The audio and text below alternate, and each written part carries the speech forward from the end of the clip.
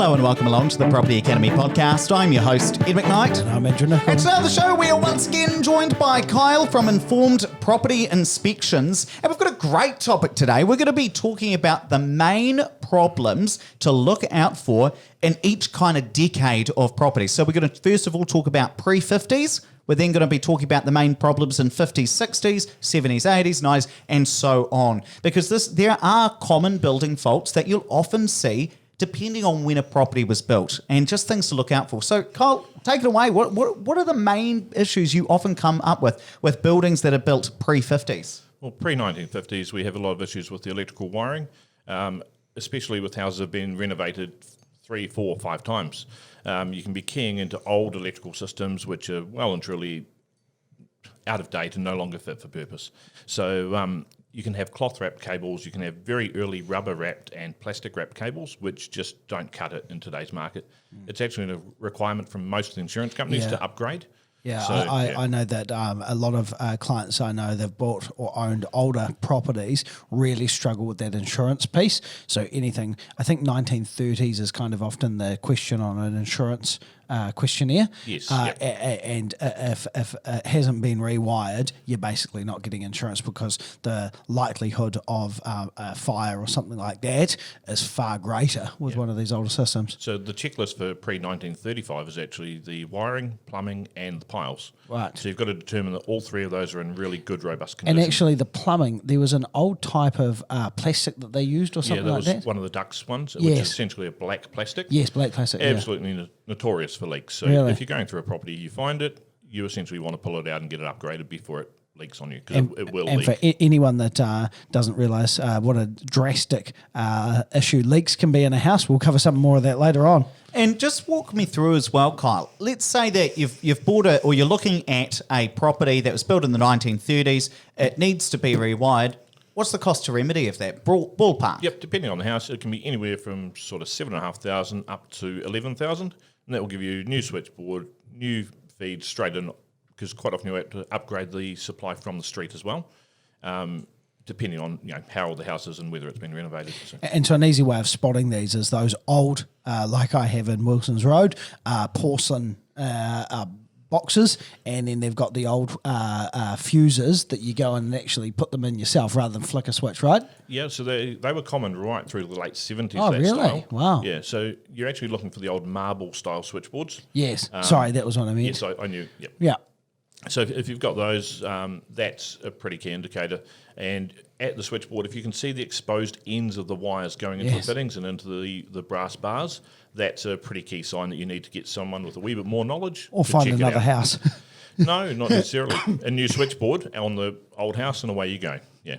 And actually, let's dig into something we were going to mention at the end as well. Let's say you come up with this and you find that there is a 1930s house that needs to be rewired.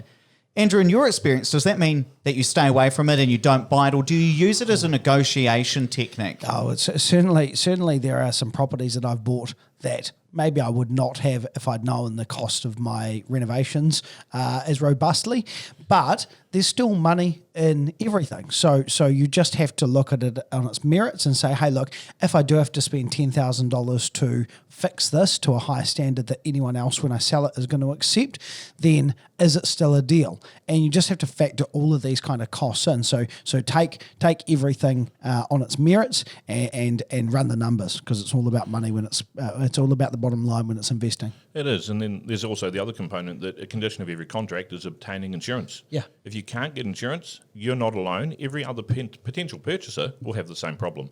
So that's when you would look at negotiating with the vendor selling. That's right. Yeah. Fantastic. Well, let's jump into the 50s, 60s. What sort of issues do you tend to come across there? Quite often there we'll be looking at lead-based paints on especially timber weatherboards and so forth. You can get specific testing kits for that. That's actually outside the norm for any property inspection, but it can be done upon request. But we need written permission from the current property owner, because you're taking a sample off the paint. So you're actually going to damage someone's house by taking some paint away. So when you actually take a sample, do you actually scratch off a centimetre? No, it's about half the size of a playing card, essentially. Okay. It depends on the testing laboratory you run it to. Okay, But okay. yeah, it needs to be a decent sample. And so if you have got lead in your paint, Is it actually an issue, or is it like asbestos? Unless you remove it, it's an That's issue. the one. It's when you go to disturb and do Yes. the removal. That's when it becomes Gotcha. quite pricey. Is there any chance of soil contamination if lead's been used? Yes, most definitely. Yeah. Okay. Yep. So that's also another issue. Yes. And then we also stepped straight into the Borah and the dry rot and so Yes. forth, because a lot of the timbers back then weren't treated, and they actually relied on the paint system to protect the timbers. Right. So you get into your old villas and you do expect a bit of Borah, because we used the good hardwood, which is the hardest part of the tree. That was used for all the structural components. And then we used the sapwood, which is the outer layer. That's for all of your weatherboards and your light pieces that don't actually have structural component. And seeing it's a sapwood, it's a lot softer and more prone to be invaded by these little worms that will eat their way through. Now, just on that note, so I remember when I was working at the bank, we turned down a loan based on a valuation that came in, and the valuer very diligently had noted some presence of Borah.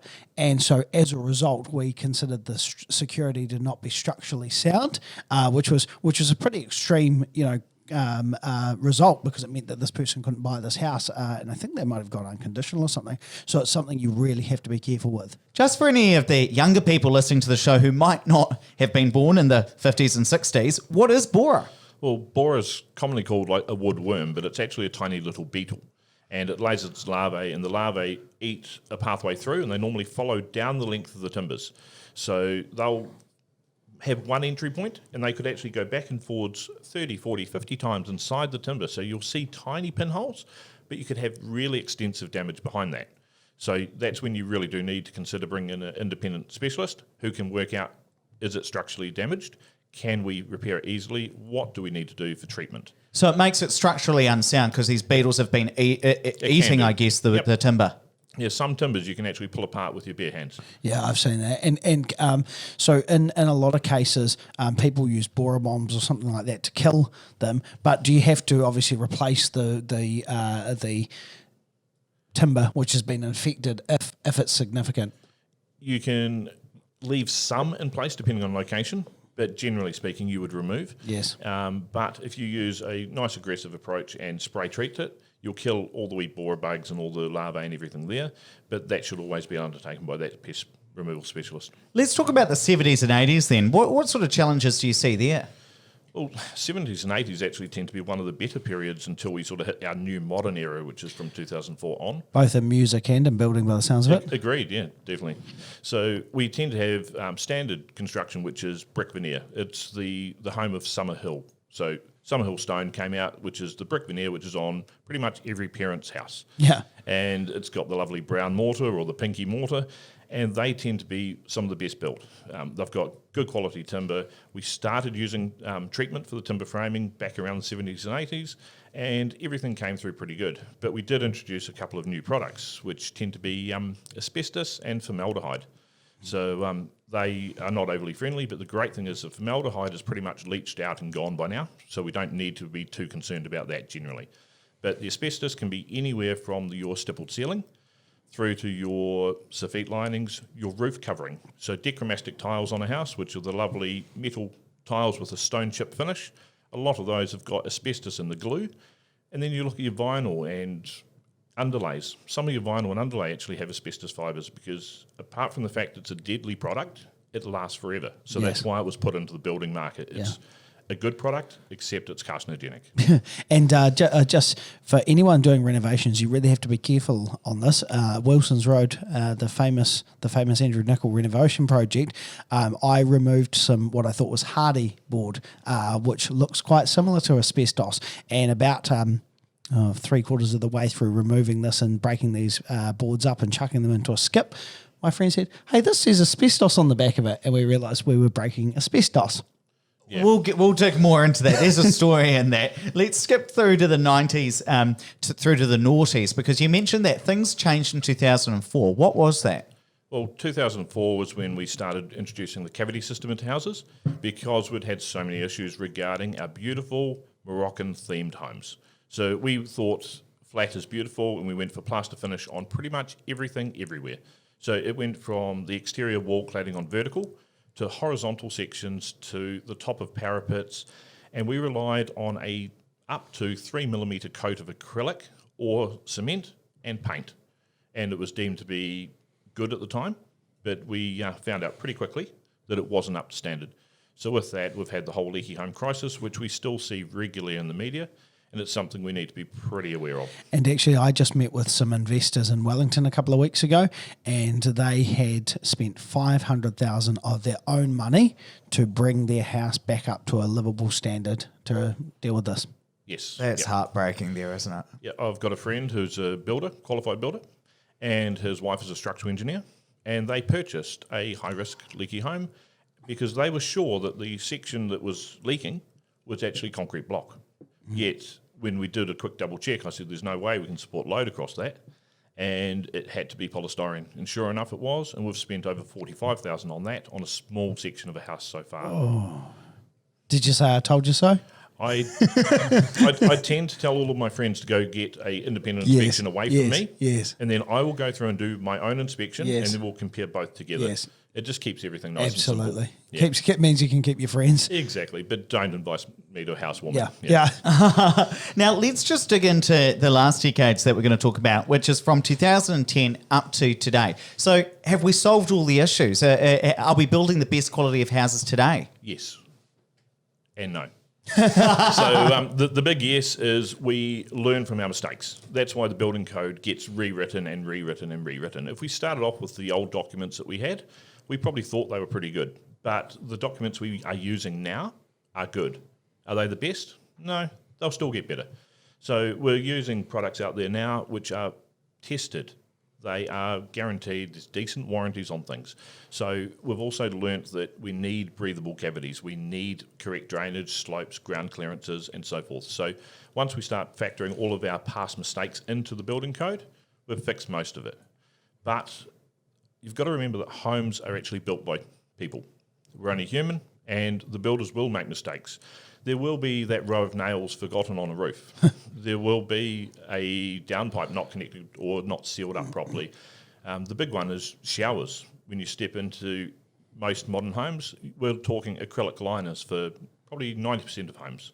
So you've got an acrylic base which is glued to the floor, then you've got an acrylic wall liner that's then glued to the wall. If the sealant isn't perfect on those, we get capillary action, which is when the water actually goes back uphill behind the shower liner and it can rot out the wall. So we can test for that with non-invasive moisture meters, and we can also spray water directly into the corners of the shower to test the seals. Because you've got to remember that the plumber that's installing the shower, he's probably installing 3 of them in the house, depending on the size of the house. So he'll be going from one to the next to the next. He will not wait the entire day for the silicone to cure and dry and then test it all, because if you try and test the silicone whilst it's wet, you'll actually blow the seals out. So quite often a shower in a brand new home will remain untested until the day either the homeowner gets there or the inspector gets there. So leaks can be found very early and fixed for $5, $10, $50. If they're left for 5 years, that $5 could turn into $5,000. So it's really wise to do. I'm actually working on a contract at the moment where I'm working my way through over 180 properties, and I'm just checking showers. Wow. And the risk is so high on showers that I'm finding, on average, probably around sort of 65% of showers have a leak. And like, I'm not saying it's the end of the world leak. This could be a teaspoon of water when I'm forcing it, trying to. Yes. But if it's a teaspoon of water, we can stop that. Yes. If it's 3 glasses of water, we've probably got an issue. So we need to work out how to fix it, how bad it is, and get around it. And what percentage do you expect have more severe leaks? It depends on the house and how well it's maintained. Yes. Yeah. So most people will look at the shower and that's it. They'll jump in, jump out. Yep. And when I look at a shower, I look for the tiny little bit of black awesomeness that's trying to get its way out of the shower. So when you clean the shower, if you've got silicone that's discoloured and has a wee brown or blackish line on it, that's normally soap scum or body fats getting transferred through with the moisture and Yes. being left behind as a deposit. Yes. That's a really quick indicator that you may have something happening and going on. And if you find that, you want to look at replacing all the silicone on the exterior of the shower. Yes. And keep monitoring that. Yeah. One final question before we wrap up as well, Kyle. Does that mean that even if you're building a brand new house and you're purchasing it off a builder or a developer, or you're building it yourself, should you still be getting a building inspection? Well, it's less than 0.1% for the inspection versus the value of the house. So you're going to spend a lot more to get your car checked, like we mentioned earlier. And it's very, very simple to set a benchmark and protect yourself.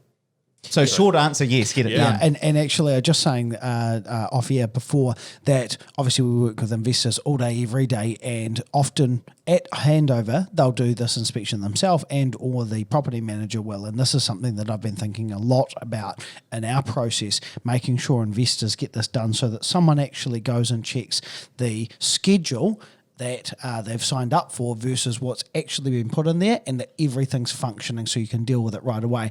And it's, again, not so much because, builders do a shoddy job, because we're not saying that at all. All we're saying is that if something's missed, it's much easier to fix now than it is later and have that prevention rather than cure. Yeah. Fantastic. Let's wrap it up there. But please don't forget to rate, review, and subscribe to the podcast. Really helps us get the message out to more people. And also a big thank you to Kyle from Informed Property Inspections for coming on and helping us out with the show today. And if you have a podcast topic that you want us to talk about, send us a text. Our number is 5522. I won't repeat it, otherwise you think that it's longer than it actually is. It's just those 4 numbers. And we will text you back. So if you've got a question, podcast idea, send us a text. We want to hear from you guys, and we're always very grateful when you do send us a text.